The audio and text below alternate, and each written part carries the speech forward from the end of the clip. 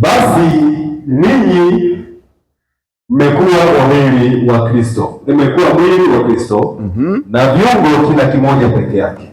Nenda kwenye Efeso moja kwa moja, Efeso 4 mstari wa 16, unganisha ili niongee kwa pamoja.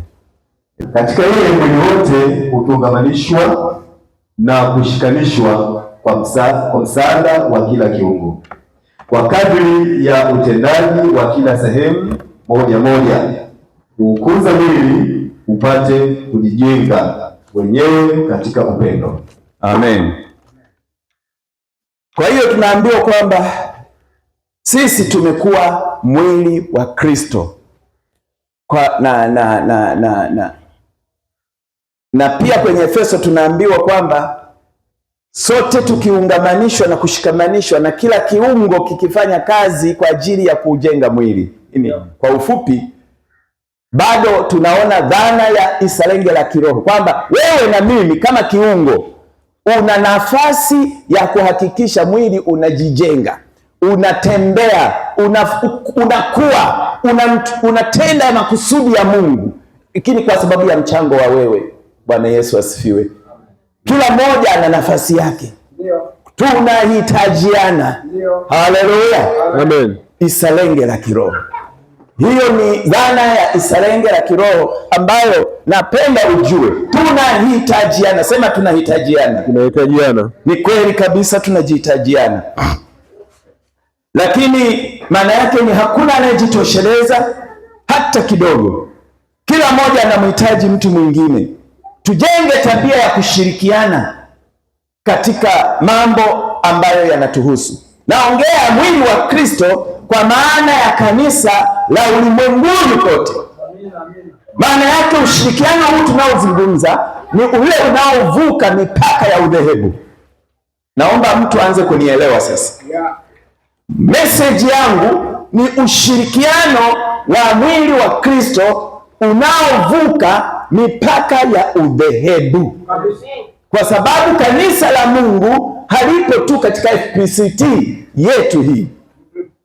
Amen. Kanisa la ulimwenguni lipo kila dhehebu nalojua duniani, kwamba dhehebu la Kikristo hili hapa. Usianze kuchambua, wewe sio Mungu. Lakini mwili wa Kristo umo. Na tunaposema mwili wa Kristo sio hiyo taasisi. Jina la Bwana libarikiwe. Ni mtu na mahusiano yake na Mungu na imani yake na Yesu Kristo na ukombozi uliofanyika ndani ya moyo wake na mwili wake. Jina la Bwana libarikiwe. Naongea habari ya mwili wa Kristo.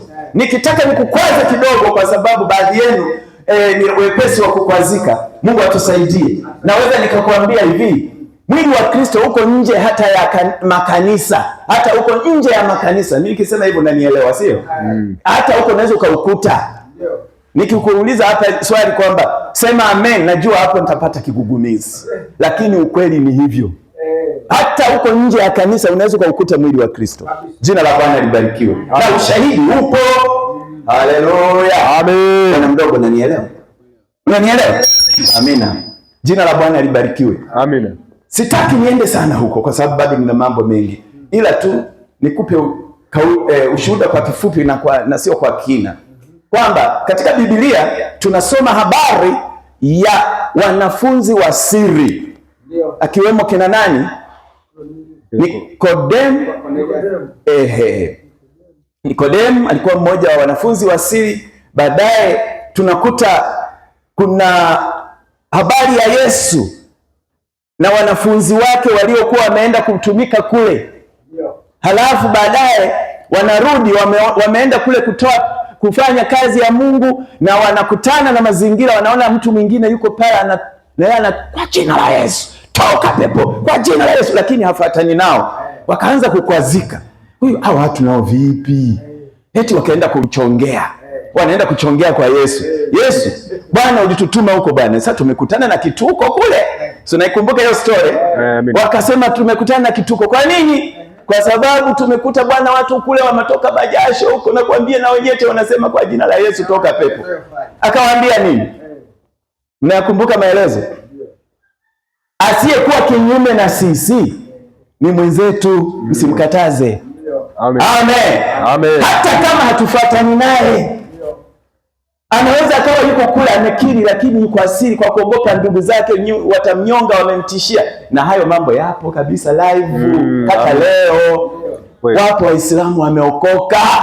Wewe Muislamu unasikia huko nje? Wapo waliokoka Waislamu, lakini hatuko nao mahali hapa. Bwana Yesu asifiwe. Amen. Isalenge la kiroho ya kwamba ukienda kugogo, ukienda kukoroga huko, ukafuatilia kwenye mitandao huko, hasa sasa hivi, mwenyewe utakubali. Uangalie tu Waislamu waliookoka, anza kutafuta hiyo. Na kama bahati nzuri unajua Kiingereza, basi nenda kwa Kiingereza, huko ndio utafaidi vizuri zaidi.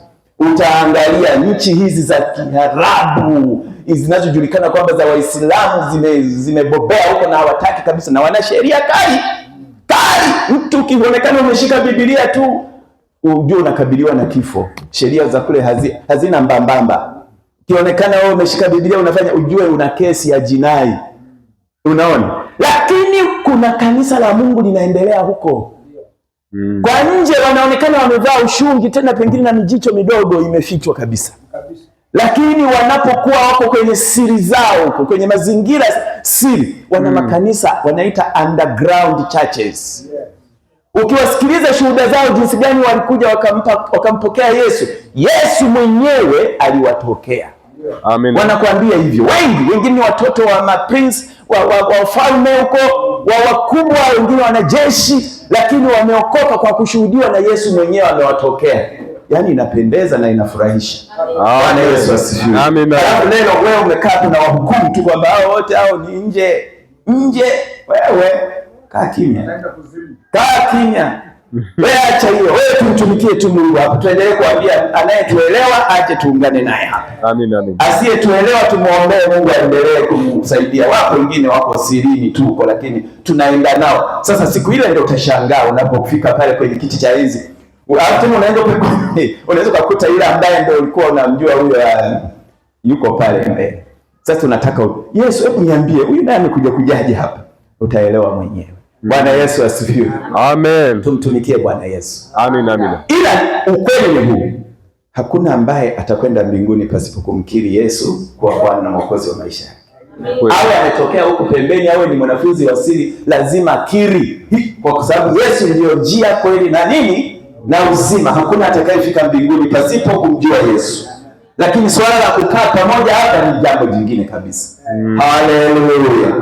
Basi naomba ujue, ninahubiri habari ya Isalenge la kiroho kwa maana ya ushirikiano na mshikamano wa kumtumikia Mungu katika context, katika uwanja mpana wa kanisa la ulimwenguni kote.